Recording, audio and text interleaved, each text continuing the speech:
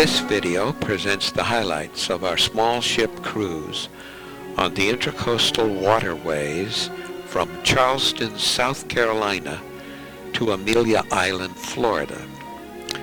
Our cruise was on American Cruise Line's 48-passenger ship named American Glory. And now to the itinerary. We flew to Charleston, South Carolina, where we spent a day prior to boarding the ship touring the historic city and visiting a plantation on the Ashley River. After boarding the ship, we cruised the Ashley River down the protected passages of the Intracoastal Waterway to our first stop, which was historic Beaufort, South Carolina. We next visited the charming harbor and town on Hilton Head Island. Then it was on to the isolated island of Daufuskie, South Carolina. Our next stop was the bustling seaport city of Savannah, Georgia. Then it was on to St. Simons Island, Georgia. And then to Jekyll Island, which was the former playground of the rich and famous. Our final port was Amelia Island, Florida, which is just northeast of Jacksonville. Now to the highlights of our cruise and tour through the South. We start in Charleston the day before we boarded our ship. It was a nice day and we toured Magnolia Plantation and Garden. The plantation home dates back to 1775 and is the third to grace the site. The first two were lost to fire. After a brief tour of the house, we meandered through the extensive 300-year-old gardens. Smile, guys. Oh, here's the baby saloon. There's your fig tree. You'll note that this is formed in the shape of a star, and that this is in the shape of a cross. The plantation offers nearly 500 acres of gardens and grounds to explore. It's the oldest plantation on the Ashley River and a centerpiece of Charleston history. It played important roles in the colonial settlement, the Revolutionary War, and the Civil War. It's listed in the National Register of Historic Places and has been the original ancestral home of the Drayton family since 1676. Today, the plantation is home to the 11th generation of Draytons. It's an alligator. You want to take a swim, Will?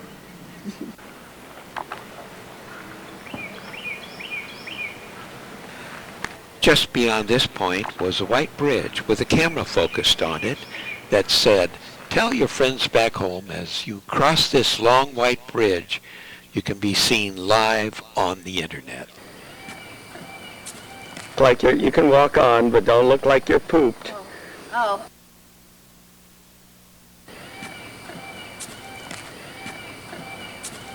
Well, Will's going to carry me the rest of the way. Good. We're now nearing the end of our walk at the back of the house. So it was back to the hotel, got up the next morning, and we headed to the dock to board our ship. And here, amongst the sport boats and yachts, was our ship, the American Glory. Well, let's go aboard the ship. This is a view from the ship looking over at the ramp where the first mate signed us in and took our luggage in a golf cart and delivered it to the ship. We're given the option of either riding in the golf cart or walking. How about that for service? We're now in our cabin. As you'll notice, it's quite large for a ship's cabin. Lots of room to hang things up and lots of storage space. This is the bathroom. That's the shower. Pretty spacious toilet. And the sink area. There were some goodies laid out for us. On the bed we found American Cruise Line's bag, and on the dresser were our name tags as well as keys and the sailing day itinerary. Well, we went out to explore the ship, and we heard this message from the captain. My plan today is to get underway and we'll start heading south. I think the nicer weather's down there. So our target today is Beaufort, South Carolina, and we'll be departing as soon as we have all our passengers and everything's ready. So we look forward to that. Well, we've just left Charleston, and that's our first drawbridge. Hey, there's the operator. He just gave us a wave. We are on our way to Beaufort, South Carolina. We are on the intercoastal waterways, and we're just enjoying the sights of these beautiful homes built right along the shoreline. It was overcast, but it certainly wasn't cool. It was nice being up on the deck. As we traveled along, we noticed a lot of boats that were pulled out of the water and stowed on their dock areas. Here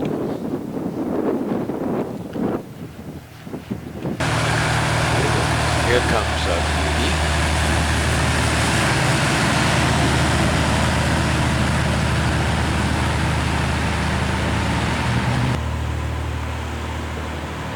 Wow, that's a beautiful home in a gorgeous setting, and it's for sale. Wonder how many millions that is.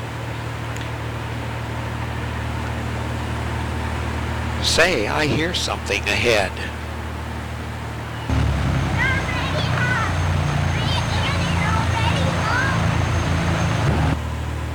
We got a good greeting from those kids.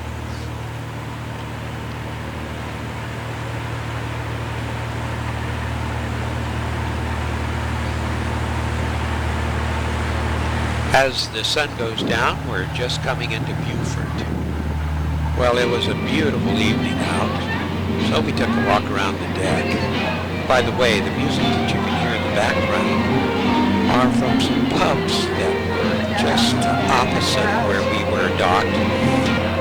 And let me tell you, it got louder and louder that night. We couldn't sleep at all. But we got up the next morning, and here it is, Sunday, May 22nd. And today, during our leisure time, we're going to just take a tour around the town.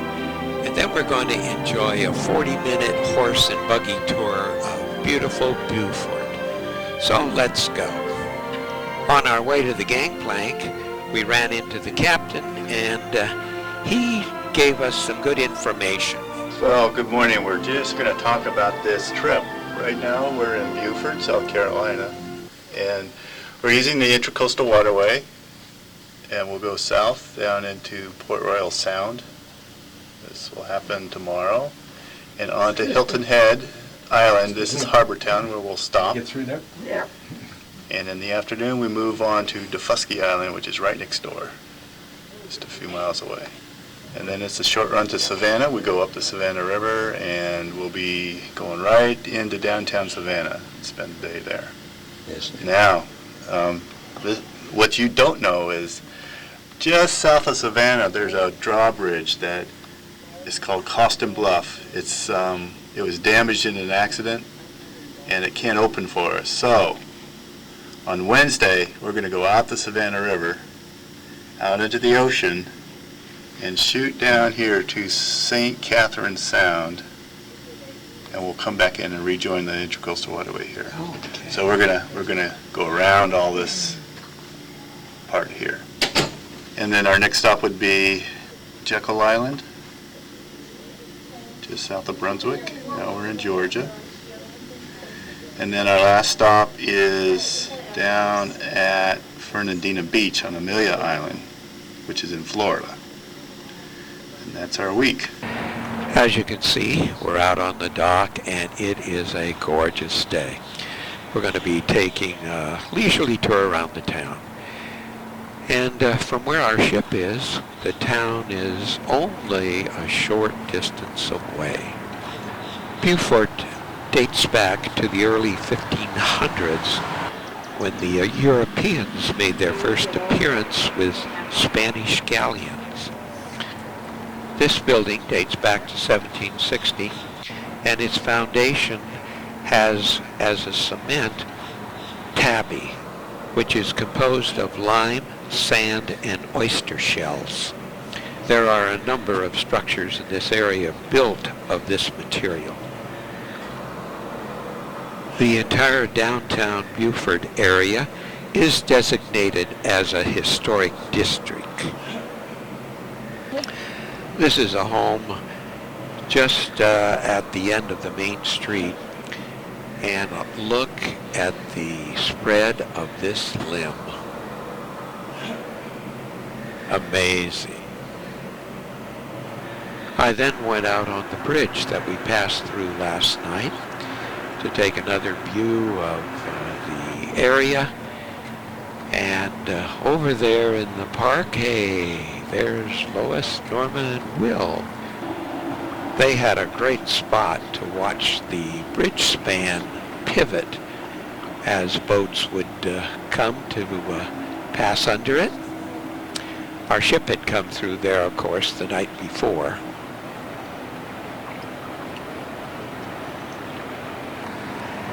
Well, then that afternoon, we took our buggy ride. So let's go. And then, will you enjoy the tour we have in store for you? Now, I'm actually native to this area. I'm the third generation of a Beaufortonian. My granddaddy was born over on Paris Island, which is one of our military bases here. And at the time, there wasn't even a bridge coming across here. They actually used to have to take a ferry back and forth. So I'll probably always live here, or at least while my mom is around, because I'm a mama's girl and can't go very far away from her. Our delightful guide gave us a wonderful tour down these lovely tree-lined streets of the historic district. Many of these homes are designed in what they call the Beaufort style of architecture, which is unique to the area. It typically features a raised first floor, double porches, high ceilings, a southern orientation, and a T-shaped floor plan that helps to provide for cross ventilation. There were a number of homes in the historic district for sale, and our guide told us that this one was being offered for $1 million. We were told that Beaufort entered its golden era about 1800, when Sea Island cotton first came upon the scene. And many of Beaufort's loveliest mansions and homes were built by the wealthy owners of cotton, indigo, and rice plantations. It was once the wealthiest and most aristocratic town of its size in South Carolina, and was one of the only southern towns occupied by Union troops rather than being destroyed during the Civil War. Now our guide told a very interesting story about the windows in this church that were made from pieces of broken stained glass. And those are made out of broken stained glass. And they were actually hand done by a local lady here dying of cancer. You see, she had promised the church that she would do one window and only one window. Well, by the time that first window had almost been completed, the church did bring her more materials to do another window. Now that little routine kept going on until every single window in that church had been completed, taking just about 2.5 years to do so. Sadly to say, 3 to 4 days after that last window had been completed, that lady did pass away. She then told us about this beautiful White House. Everybody would like you to notice the first balcony where you see the tables and chairs at, or where you see that nice gentleman sitting. If you look underneath those windows, you'll see little black hinges. The Lighthouse Inn was built in 1820. It is another bed and breakfast here in the downtown area. That completed our horse-drawn tour, and our guide did a wonderful job. I hope y'all enjoyed it. I'm just going to go ahead and guide Sam right down into the marina and make sure he takes us to the stairs and not to the water drop to take a nice little nap. She had told a very funny story that I asked her to repeat. It was about Tom Hanks when he was in the area filming Forrest Gump, and a lady went into a store there. And, and she went to a Bucks department store to get her some makeup. She needed something and so forth, so she went there, she looked around, she got what she needed, and she went ahead to the counter to pay for her items. Well, the clerk starts ringing her up and so forth, and then the clerk looks up and realizes who's standing right there in front of him. Well, the clerk goes, "Oh my gosh, you're Sally Fields. Oh my goodness gracious, I cannot believe Sally Fields is standing right here in front of me. Do you know you are the very first movie star I've ever met in my entire life?" The clerk goes absolutely hysterical. Well, Sally and her talk for a few minutes, and she goes on about her business. Then the next customer comes up in line. You all right? And the clerk starts ringing that customer up, and she's like, "You will never guess who was just in my line. Sally Fields. Oh my gosh, Sally Fields was just standing right here in front of me. Do you know she's the very first movie star I've ever met in my entire life?" And the clerk is still absolutely hysterical. Well, customer goes, "Well, ma'am, I guess I'm the second movie star you've ever met because I'm Tom Hanks. Nice to meet you." Well, after dinner, cocktails, and a historian's talk on Buford, we headed to bed, got up the next morning, and here it is, Monday, May 23rd. We will depart Buford at 6:30 a.m., headed for Hilton Head. Going to arrive around 9:45. We'll be there until 12:15 p.m. From there, we'll go on to Defusky and have a 2-hour narrated bus tour of the island. And then that evening, we'll have cocktails and hors d'oeuvres, followed by dinner, and a talk in the Nantucket Lounge on the secrets of Savannah. Well, after a night's rest, got up, looked out the stateroom window to see that we're departing. It is just a little after 6:30 a.m. We're heading down the Intercoastal to Port Royal Sound, and then from there we continue on down the Intercoastal to Hilton Head. We were told that explorers from throughout Europe came to South Carolina to discover new lands to claim for the Royal Crown, and that in 1663 this area was surveyed by William Hilton, an English sea captain. He was sailing from Barbados in search of tropical lands on which to establish profitable English plantations. Hilton then claimed it for the British Crown, establishing the legacy with his own name, Hilton's Headland. Here comes the boat's tender that will be taking us ashore. Oh, okay. Got a nice view of the ship. There goes the ship's tender, back to pick up another load of passengers. This is a sweeping view of the famous Harbor Town Marina, where we just docked.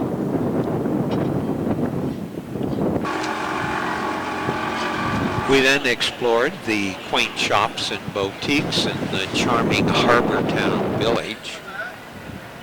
We then walked around the marina to its head. We started there right in front of those condos. We enjoyed looking at the beautiful yachts. Hilton Head Island is the largest island between New Jersey and Florida. It's 12 miles long and up to 5 miles wide. This boat was named No Worry, and it certainly had enough floating gear to get you home in case of an emergency. Here we are now at the headland. Beautiful condos right there overlooking our ship. Hilton Head is home to over 27,000 residents. and is considered the preferred vacation destination for over 1.5 million visitors each year. And here we are, heading back to the ship.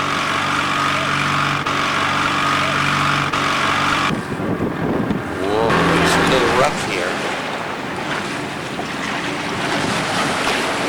Come in.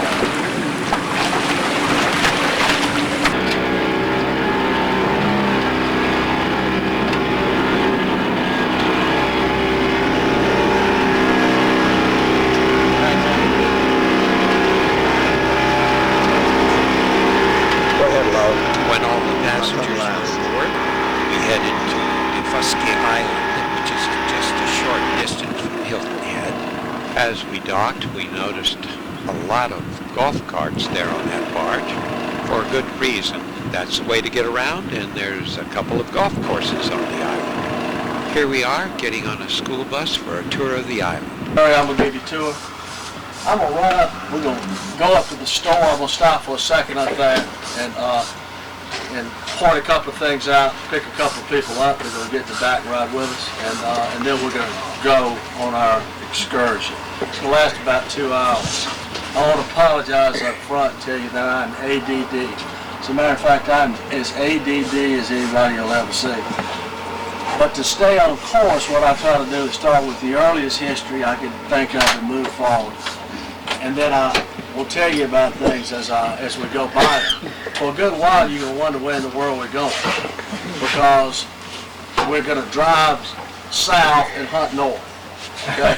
So we end up back here. Here's the store on this 8 square mile island. This is the one gas pump that services all the vehicles on the island. Our first stop was here at the beach area.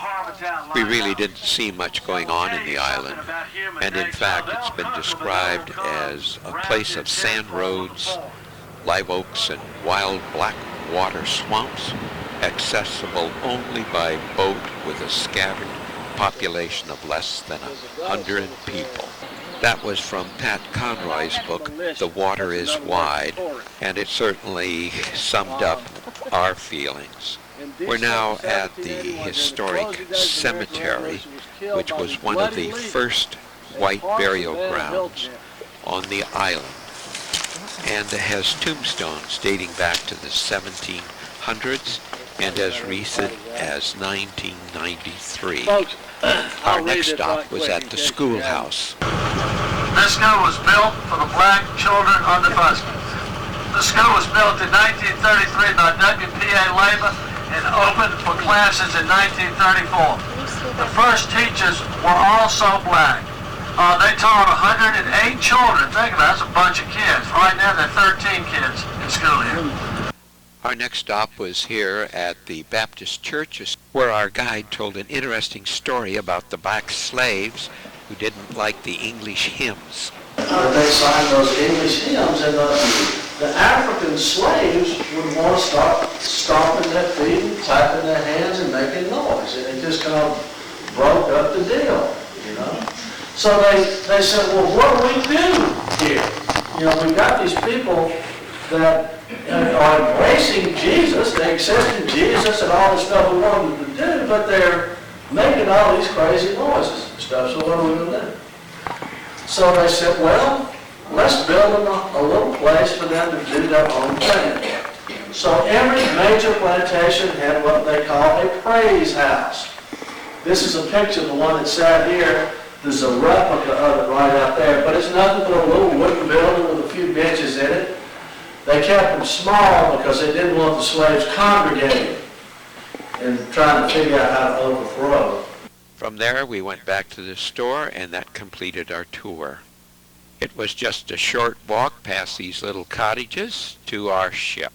That night, while we were enjoying dinner drinks, our onboard lecturer presented the secrets of Savannah. Then it was off to bed, got up the next morning, and it's Tuesday, and we're going to depart for Savannah at 7 a.m. It's about a 2-hour cruise, and once there, we'll take a trolley tour of historic Savannah.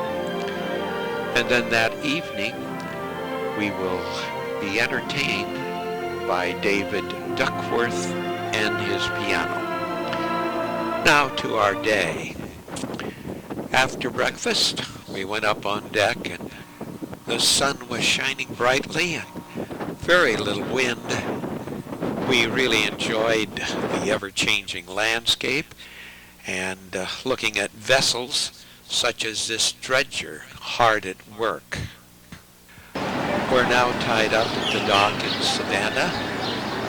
This is a sweeping view of the dock area. There's our ship. The nice thing is we're tied up right there where the action is. That's the famous River Street, where there's all kinds of things to do, things to eat, and things to buy. Here's another view of our ship on the Savannah River, and right across from it is the Westin Hotel and Conference Center. It's now time for a trolley tour, so let's go look at the sights. Our first stop was here at the birthplace and childhood home of Juliette Gordon Low, who founded Girl Scouting in the United States in the year 1913. We toured the home, which was built in the early 1800s. We were not allowed to take video or photographs. These are pictures from postcards. It was a very interesting tour. Learned a lot of facts about Juliette. For example, she was 53 years old when she started Girl Scouts with a troop of 18 girls. She was quite clever with her hands. For example, these two sculptures were executed by her. The large bust is of Daisy Gordon Lawrence, which is the niece and first Girl Scout, while the smaller one is an alabaster self-portrait of herself as a young girl. Just kitty corner across the street was the Independent Presbyterian Church, which was dedicated in 1819. And they were doing some work on it. One of the workers invited me in. I just enjoyed the beauty of the interior of this church. What they were doing was installing a 3,000 pipe organ. After the trolley tour, I headed out to explore the historic district in a little more depth. I started here at the Waving Girl statue on River Street. It's a tribute to Florence Martis, the sister of the lighthouse keeper of Elba Island, which is near Savannah, who for 44 years waved to passing ships. Just across the river from the statue is the conference center, and right adjacent to it was this boat that had fallen on hard times. From River Street, I went up cobblestone path. It took me up 40 feet where the historic district is. The town of Savannah is built around 24 squares. This was the first one I encountered and was the closest to the Savannah River. It was named after the third and last royal governor of Georgia. The monument was erected in honor of Savannah's railroad pioneer and was built in the year 1833. This house was on the corner of the square and was built, as you can see, in 1864. It had a wonderful assortment of wrought iron, which they said was indicative of the person's wealth. And look at this downspout. Fabulous.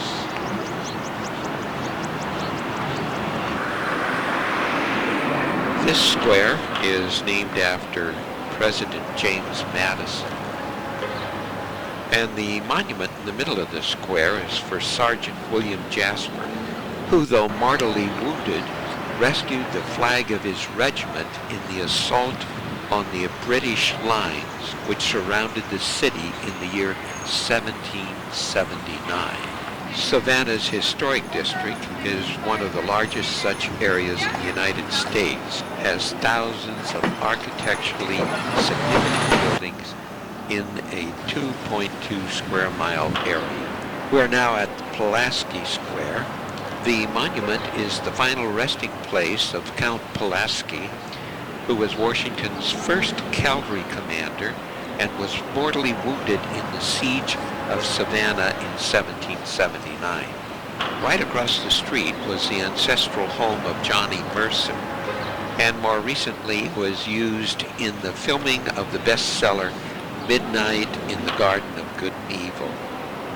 This is the Jewish Gothic synagogue, and the only one built in America. The congregation was founded 5 months after the colonization of Georgia. This is the statue of General Oglethorpe, who was the founder of the colony of Georgia and Savannah its capital, and it's facing south because it's ever on guard against the Spaniards. Another interesting home. This was the former home of General Jackson, as well as the Union Army headquarters. Right across the street was Forsyth Park, which was 20 acres and believed to be the largest in the nation when it was unveiled in 1858.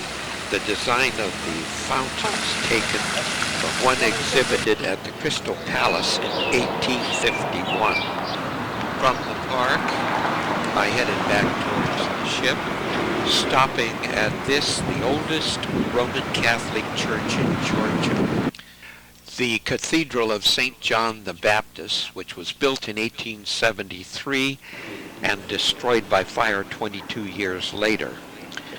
It was completely rebuilt from the original design within the framework of the original walls.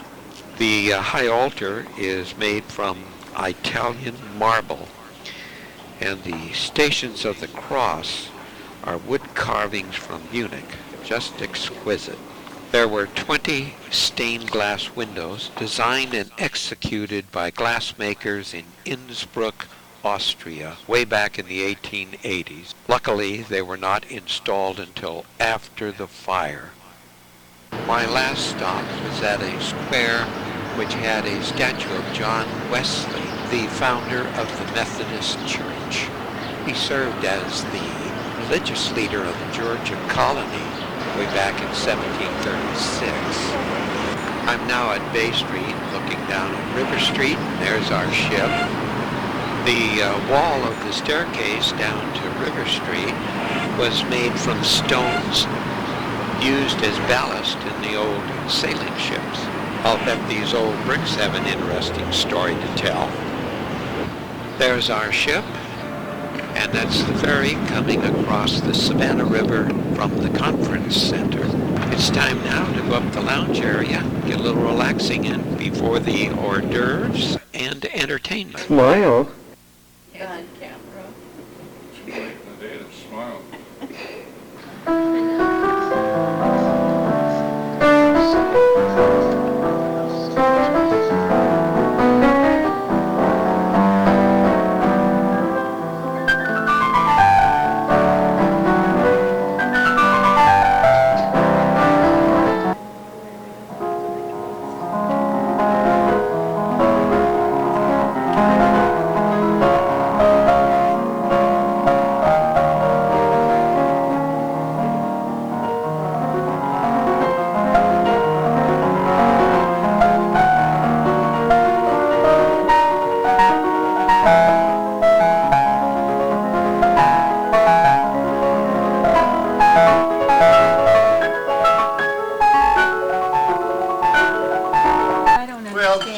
The number of shopping bags that came aboard today, I trust Savannah agrees with you.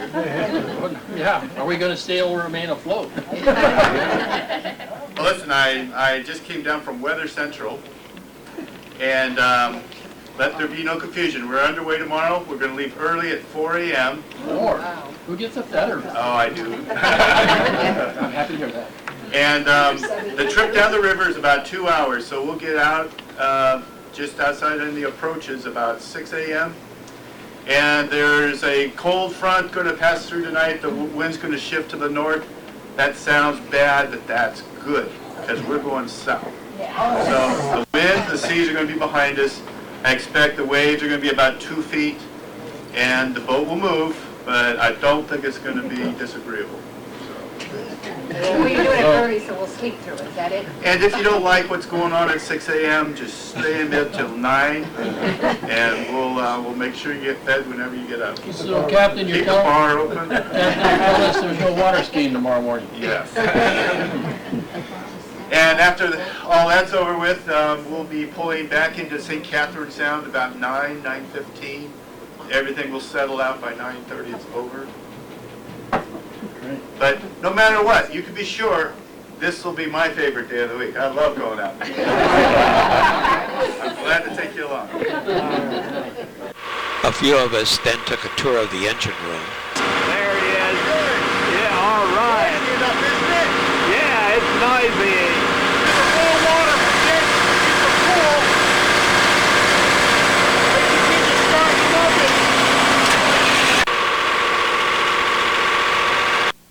How many people do you have in the engine room? The captain and I take care of the engine room, and we have an engine room assistant. How about deckhands? Are they combination down in the engine room? We'll pick one deckhand that knows the lefty-loosey, righty-tighty rule. Okay. And basically, they're kids. So what they do when they hire us, they make sure we have a mechanical background. I come from the commercial fishing industry, where you have to pretty much know everything. Wow, Weld yes. and fabricate. Yes. So, and the captain's the same way. He's a hard hat Navy diver, and he's familiar with working. Yeah, he's got some stories to tell. And we pretty much cover each other. You know, one day he'll go down there with his overalls on, and he'll change things out. We did the sea strainers today to make sure that, you know, we get barnacles as we cool with salt water. We have to strain this water as it comes in. And sometimes they'll catch, sometimes we'll have 15 little fish in there. Oh my gosh. We take those tops off, we lift them up, they're little perforated baskets, and there'll be barnacles in them, crustaceans. If it's quiet, and you're listening, like if you go down into the stern where the rudder posts are, and the quadrants and the hydraulic rams that operate the rudders, it's quiet there, and you can actually hear the barnacles clicking down the ram. It's really interesting. And the first time I heard it, I said, "What's that noise?" And Kat says, "Oh, that's sea life. That's what it sounds like. It's the barnacles that are, you know, either on the ship or right near the bottom, like if we're right next to these docks that are coated with them. Yeah, those little barnacles make little clicking sounds. Kind of interesting." After the engine room tour, we went out on deck, and from our deck vantage point, we could look down on the street performers. They had quite a crowd there. Of course, he's working the crowd for money. He was doing pretty good, too, it looked like. Maybe see the sun's coming down. Did you enjoy this show down here? I did very much. Didn't you? Yeah, we thought they were very good. Okay, and now you're going to go away, right? Right, I'm going to go away. Okay, we'll see you tomorrow. Okay, bye-bye. That completed our day in Savannah, Georgia. Went to bed, got up the next morning, and here it is, Wednesday, May 25th. We will be departing for Jekyll Island, and although it shows 6:30 a.m., we're really leaving at 4 a.m. Our onboard lecturer, Ann DuPont, will give us a presentation at 9:30 a.m., and then at 10:30 a.m. we're going to be up on the observation deck flying kites. We'll have another lecture in the afternoon, and then this evening we're going to be playing bingo. Well, it's early, so let's see what's doing out on deck. It's coming up on 6 a.m. and we're still in the Savannah River. We're out in the open water now, and the ship is rolling and rumbling. Not many people up here in the lounge. Most of them are in bed sleeping. We've now left the ocean and back into the calm waters of the intracoastal. Well, let's go topside. All right. Oh, we're having kite flying up here along with some Bloody Marys and mimosas. We'll have, we're cruising along the Intracoastal Waterway, lovely marshlands around us. It's going to be a good morning. Good. Beautiful day out. You bet. There's Sarah serving Bloody Marys and mimosas. A good way to start the day, huh? Happy. Flying kite.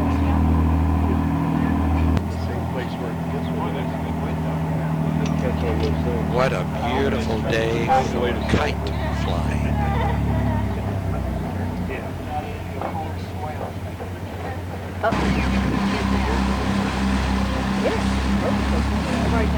Good job, George. What are you doing? Uh-oh, the minute I said that. The boat starts turning. That's your danger. We got a wet one here.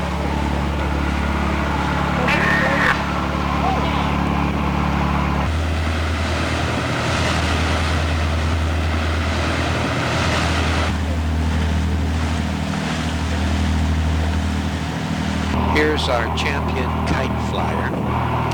But look what he did. He tied his handkerchief on the tail.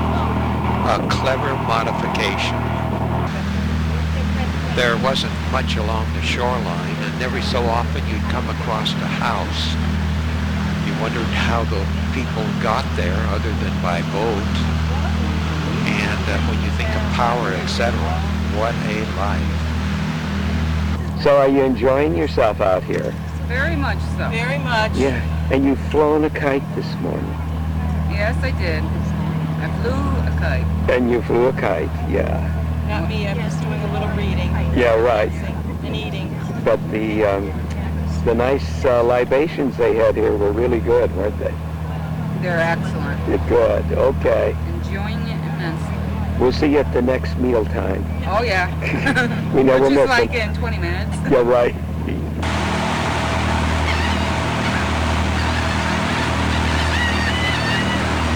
We zigged and zagged along the intercostal. Some places really looked quite shallow.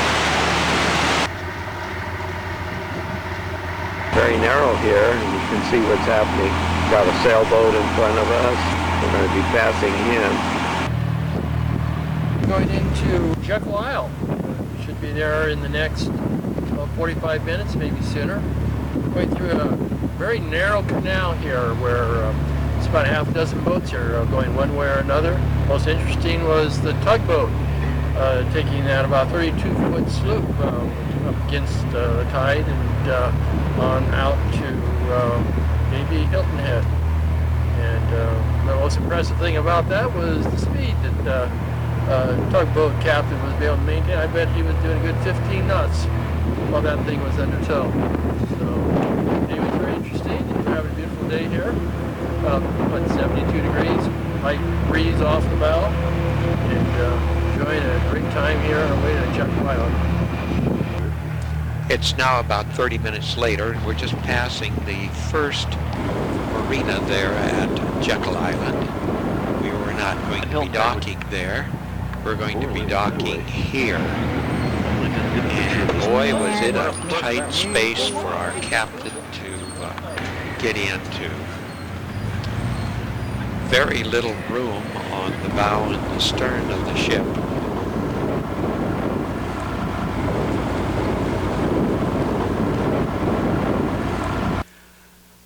I then went ashore to get a sweeping view of the marina with all its boats, and look, the tide's going out, and gosh, all the shells and mud. Over at the pier by a pylon, a teacher was talking to her students. Yeah, we see the oysters growing along here.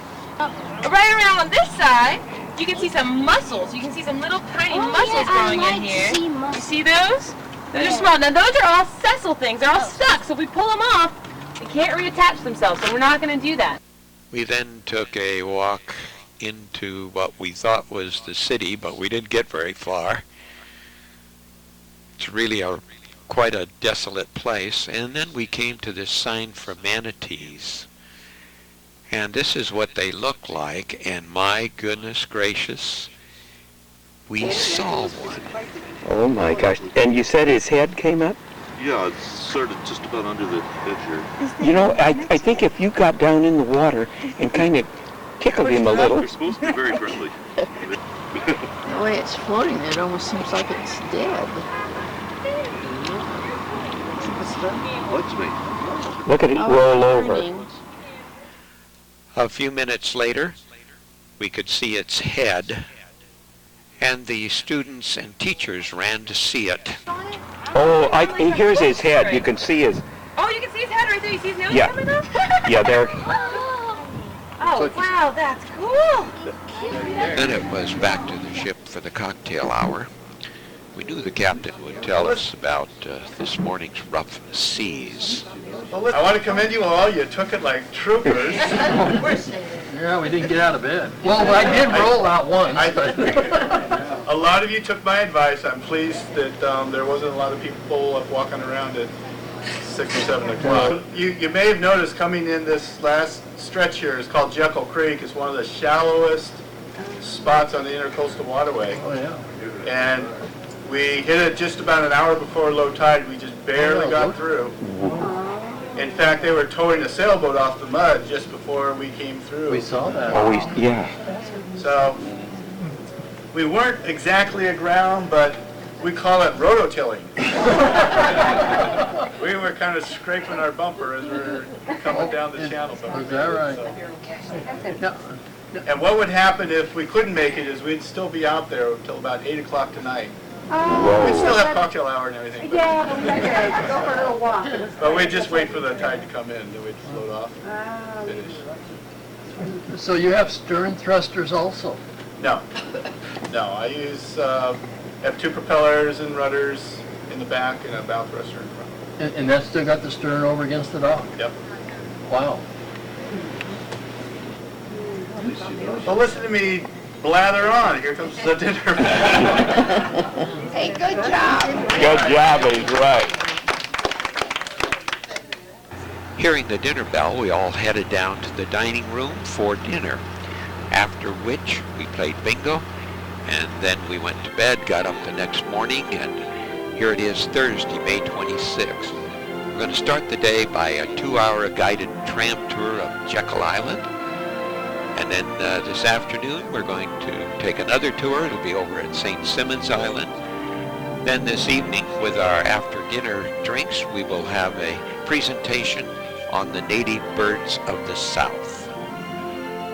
Well, we started the day like we always did, breakfast in the dining room. In the morning, the chef offered a wide selection of items. This is what Will had, and this is what I had.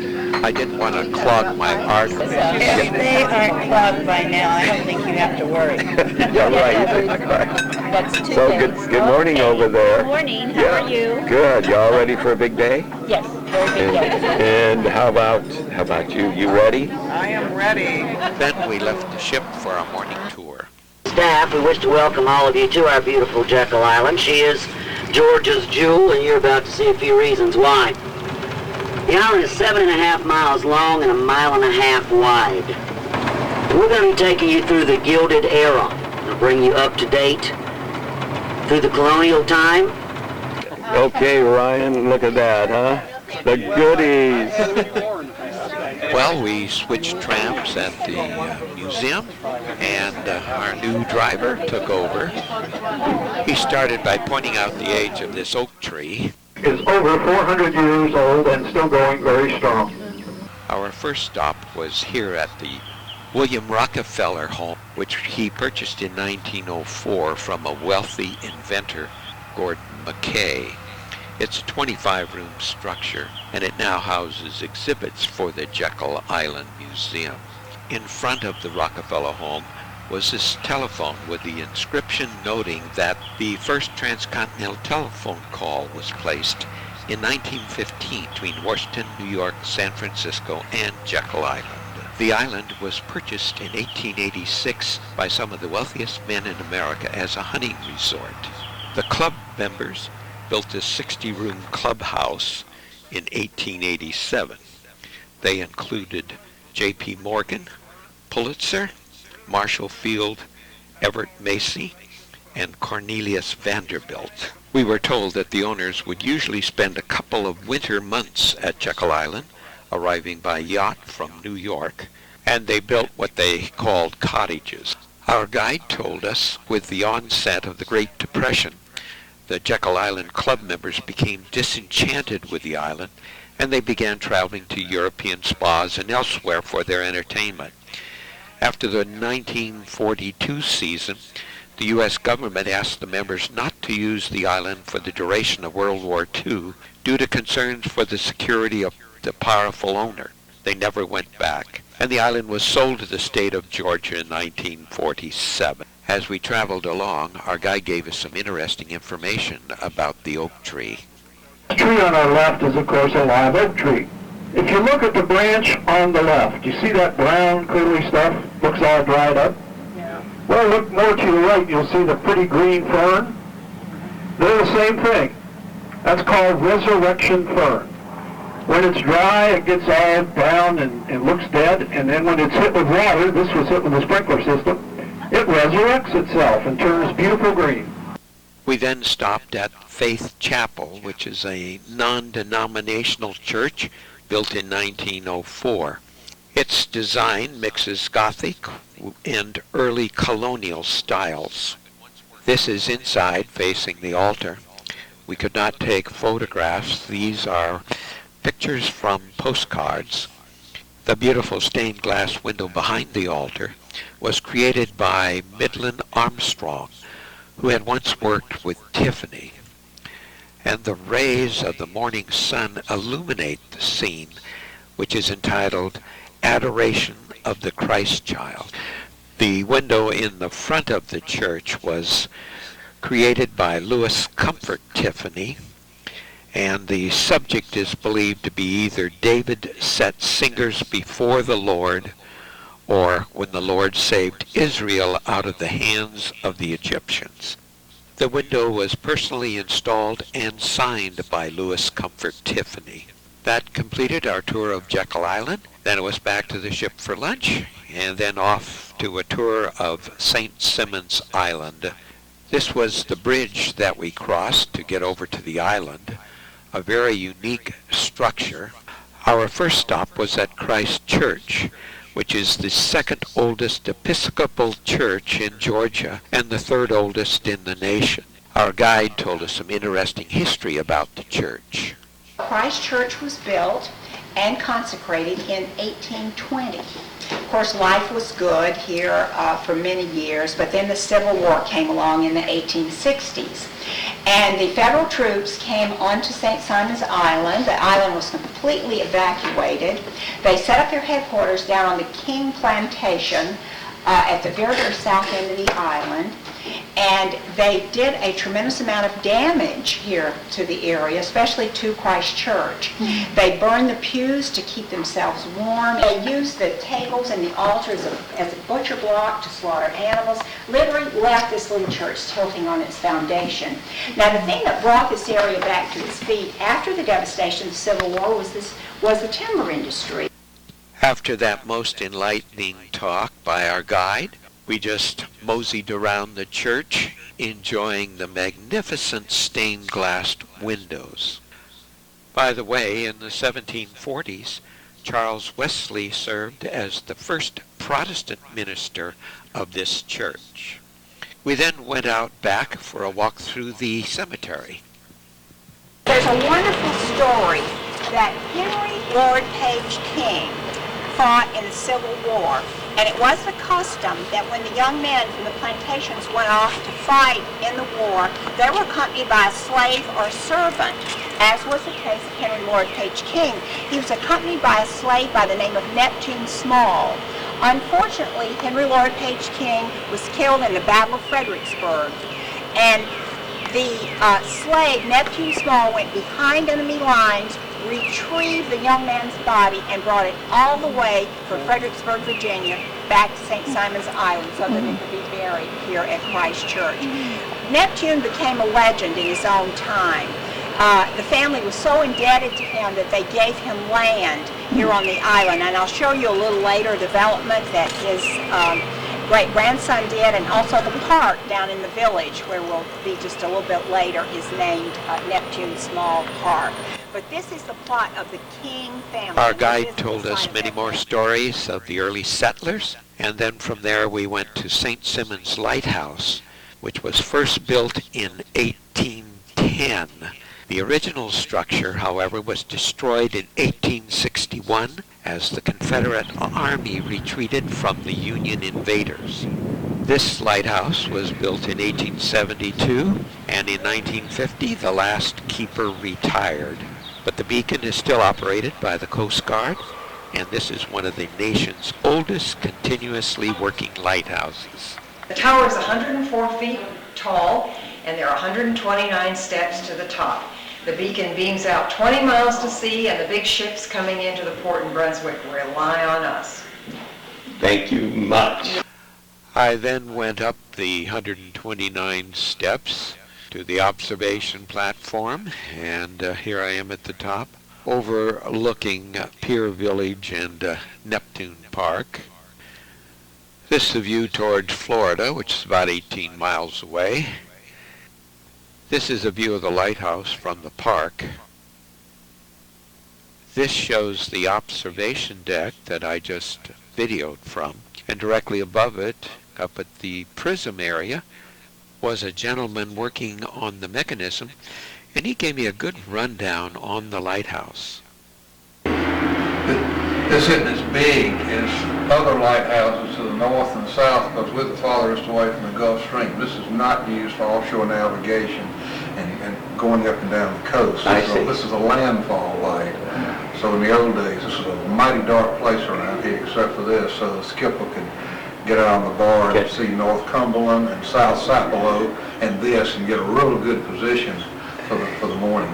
Oh, that's great. Well, thank you for telling me about that. Sure. Well, it's time to head back to Jekyll Island in the ship.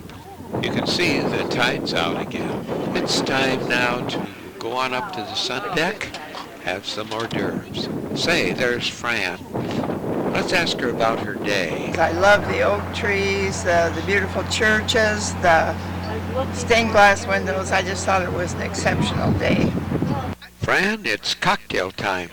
I'm looking for a tequila sunrise. All Yeah, right, that's right. let's go get one. Yeah, I don't think we got a bartender yet, but I'm ready. Thank you.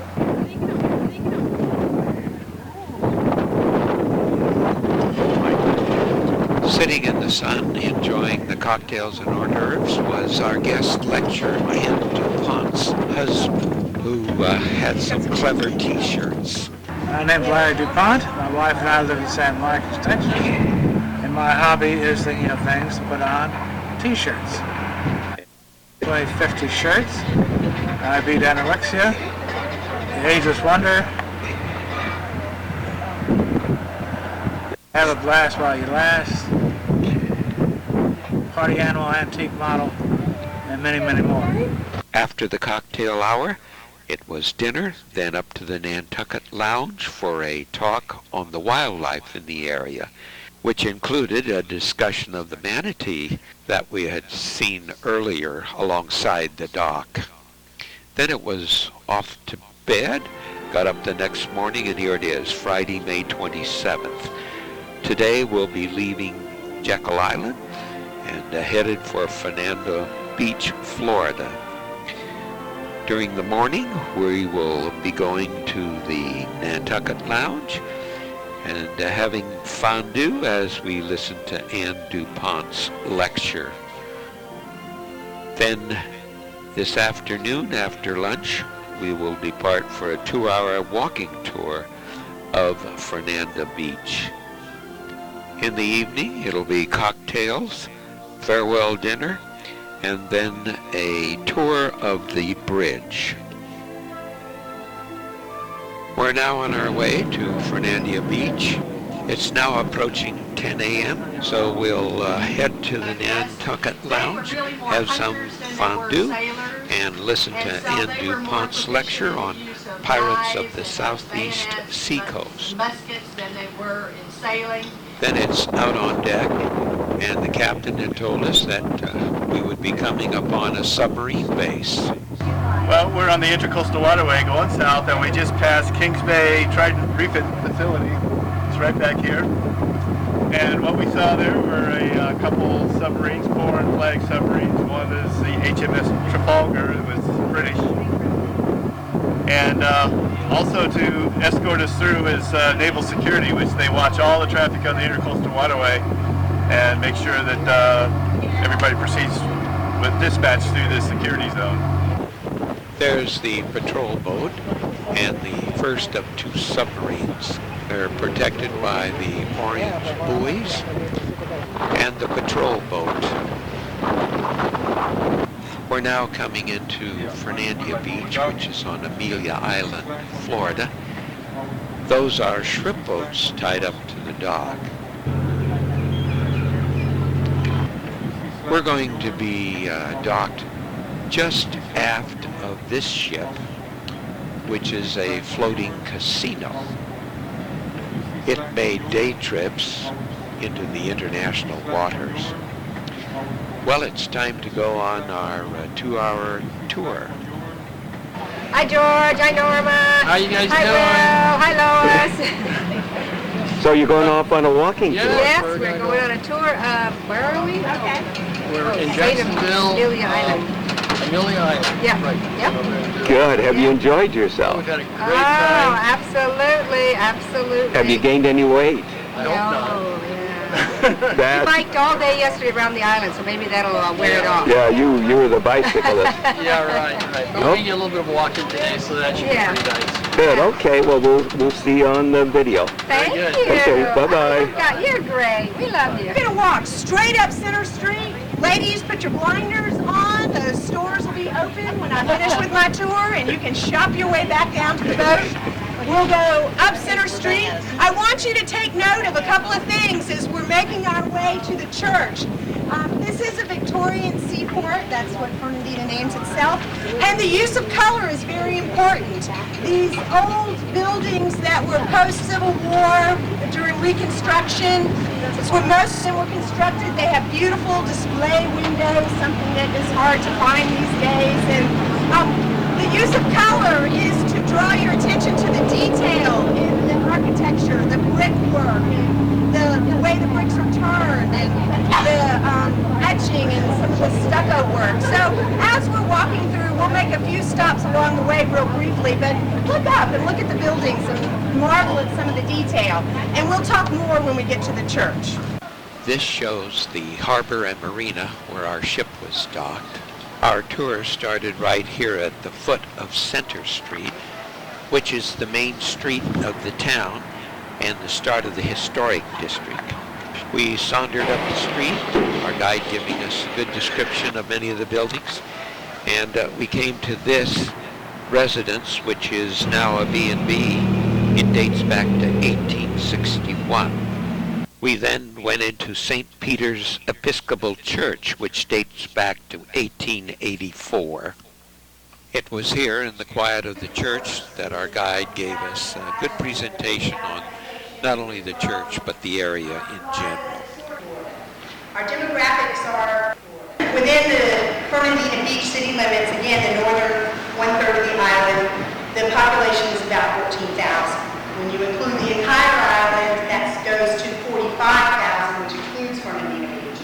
And then the county, which goes some 60 miles onto the mainland, we're about 75,000. It's mostly rural.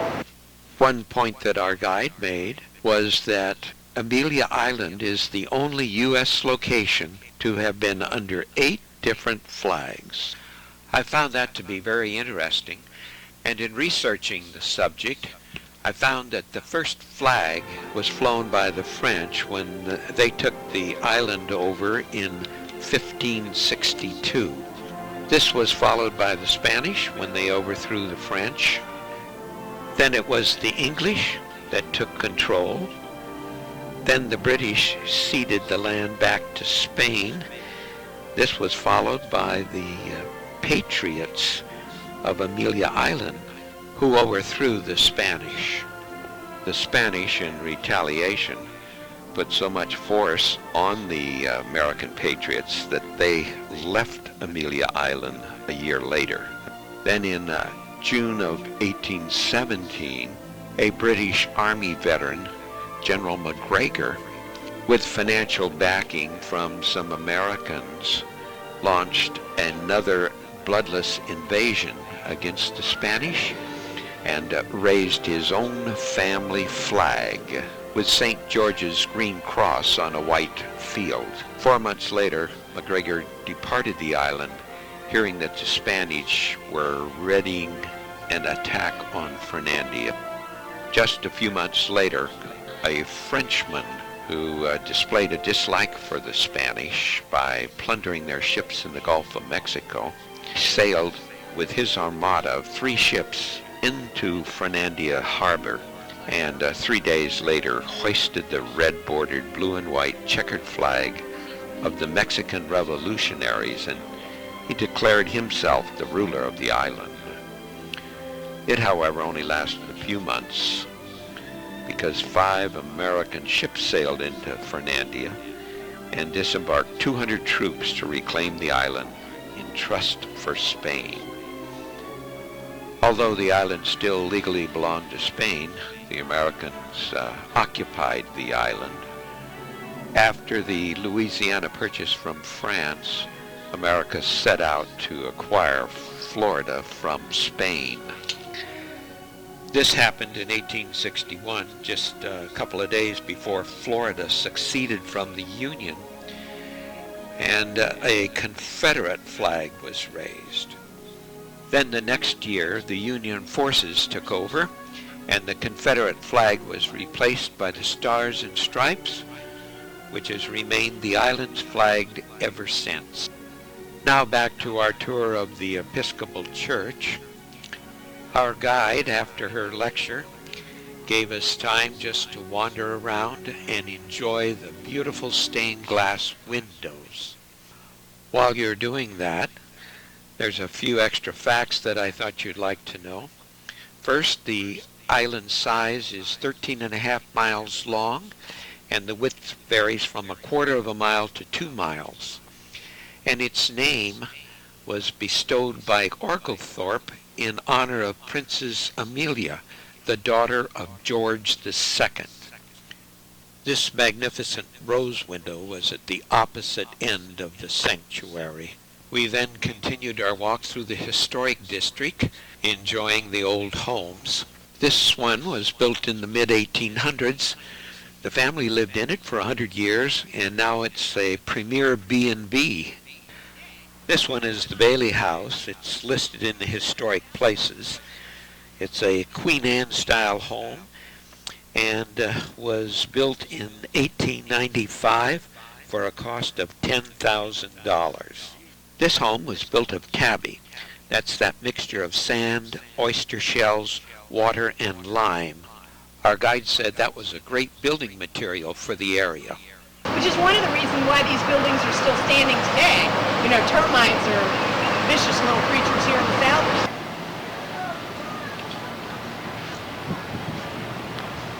What do you think, Deanna? Oh, I think it's a little dollhouse. It is. And it yes, is. I wouldn't mind living here.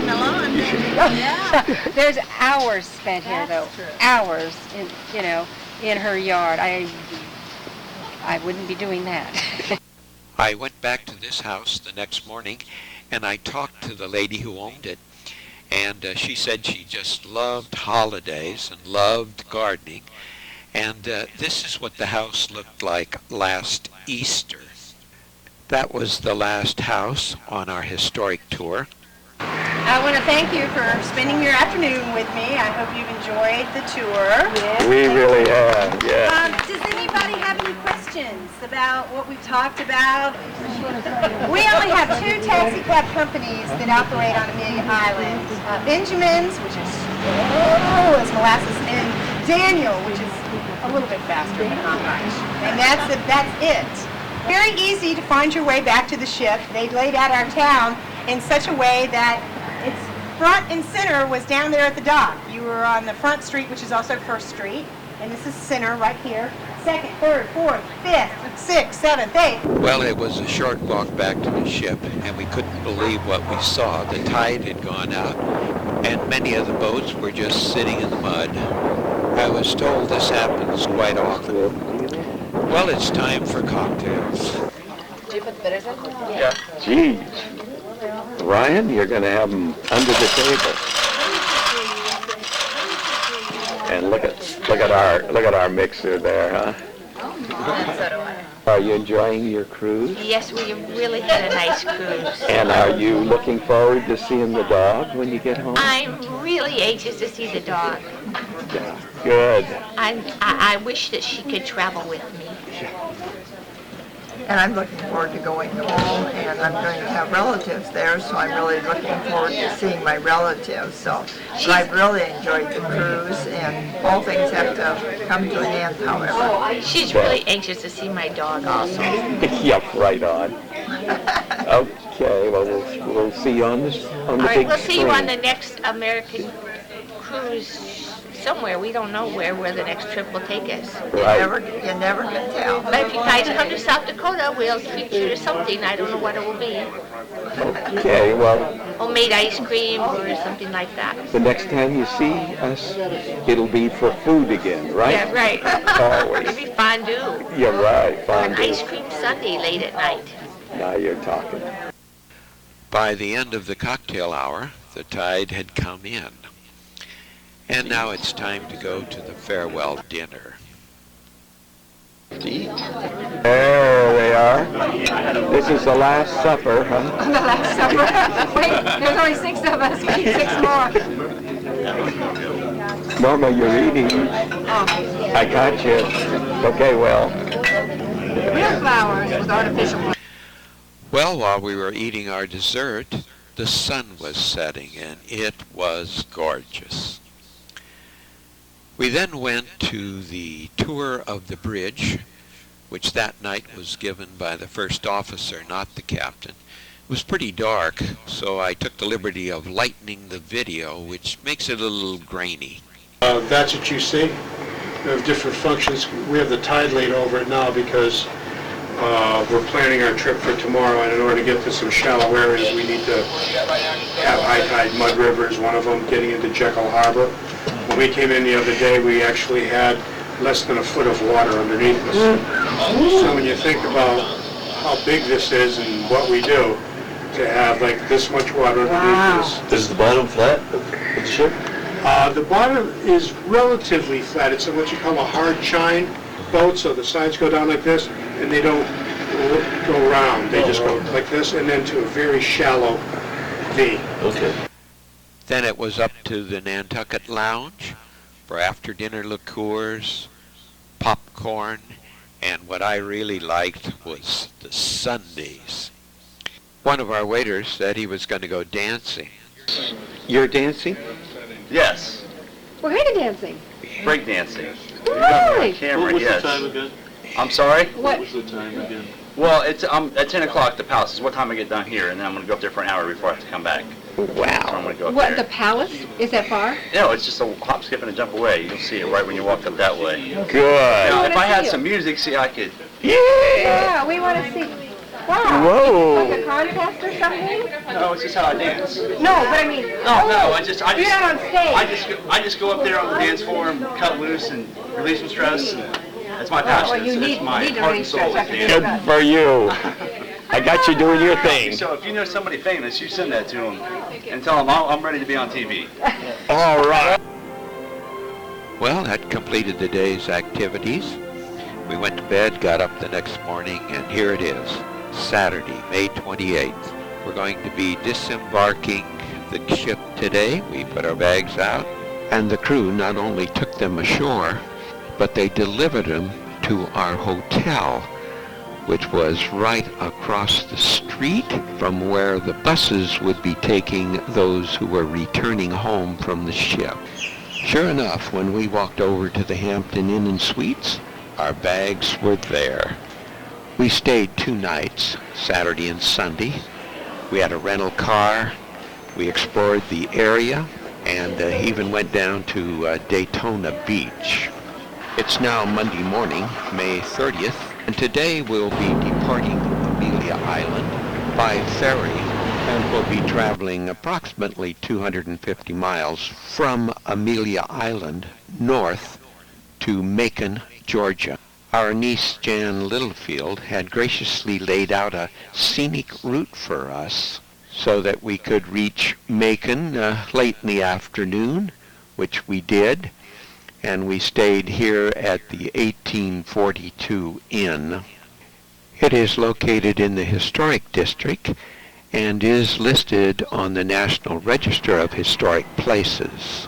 It has 21 guest rooms, which are located in this Greek Revival Antebellum house and an adjoining Victorian house, which is located in a garden area just behind this Antebellum house. We're now in the entry hall of the Antebellum house. Beautiful molding. Upstairs are where the guest rooms are. As you can see, it has earned a 4 diamond rating from the 3As. We're now looking in from the hall to the main parlor. And in the evening, they had complimentary hors d'oeuvres there. This is in the morning. You can see it's set up for breakfast. The parlor's public areas and furnishings sure made you feel like you were back in the Gone with the Wind era. There's Norma, Will, and Lois enjoying the surroundings prior to their breakfast. We're now in the courtyard, which is just behind the Antebellum house, and that is the Victorian carriage house, and we stayed there. Had some real nice rooms. Beautiful flowers in the garden area. Well, it's sprinkling a little, and we're going to be leaving. Today, we're going to go from Macon, another 250 miles, over to Camden, South Carolina. We arrived around 4 o'clock. We're staying here at the Greenleaf Inn. It was located just a block from the main part of town. We drove around the area. Beautiful old homes. The town dates back to 1751, and it was founded by Irish Quakers. It's now our last morning before flying home, and today we're going to travel from Camden to Charleston, where tomorrow morning we will catch our airplane for our flight home. But on the way, we're going to stop here at Edesco Memorial Gardens, which is just outside of Orangeburg. At its entrance is a memorial in honor of those who gave their lives in previous wars. It's noted for its extensive display of roses. There are some 4,000 plants ranging from miniatures, from grandiflora to climbers. Well, it was late afternoon when we arrived at the Hampton Suites there in Charleston. Spent the night, got up the next morning, and we departed for home. Will and Norma, as this video comes to its end, Lois and I sincerely hope that it's brought back fond memories of the good times we had during this cruise, and that it'll entice you to take another one with us in the not-too-distant future. Until then, God bless.